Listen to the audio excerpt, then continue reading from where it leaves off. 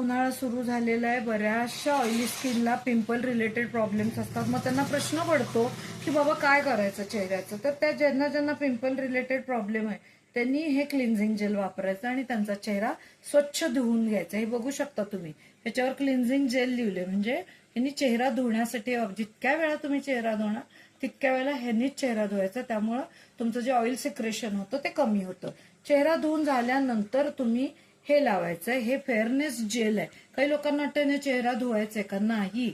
हे चेहरा धुवून झाल्यानंतर वापरायची सेकंड स्टेप आहे फेअरनेस जेल.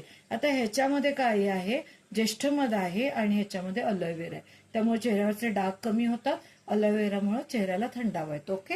आणि हे जे आहे ते छोटा पॅकेट बडा धमाका, म्हणजे याला टी ट्री म्हटलं जातं.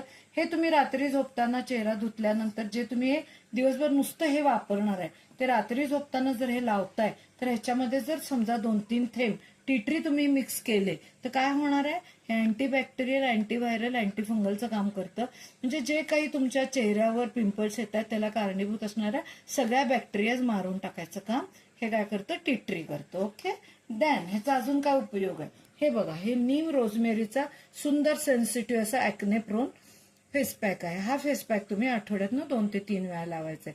चेहरा स्वच्छ क्लिन्झिंग जेलनं धुवायचंय, त्याच्यानंतर हे तुम्हाला फेस पॅक लावायचं आहे. ह्या फेस पॅकमध्ये जरी समजा तुम्ही हे 2-3 थेंब टी ट्रीचे टाकले तर अजून चांगला रिझल्ट येतो. आणि हा फेस पॅक वाळून झाल्यानंतर जेव्हा तुम्ही चेहरा धुता, चेहरा धुवून झाल्यानंतर परत पुन्हा फेअरनेस जेल वापरायचा आहे. असा हा सेट आहे, तो तुमच्या स्किन रिलेटेड आहे. हा स्किनसाठी वापरण्यासाठी ज्यांचा पिंपली चेहरा आहे, ज्यांचा ऑइली चेहरा आहे त्यांना उन्हाळ्यासाठी अतिशय युजफुल असा हा मोदी केअरचा सेट आहे.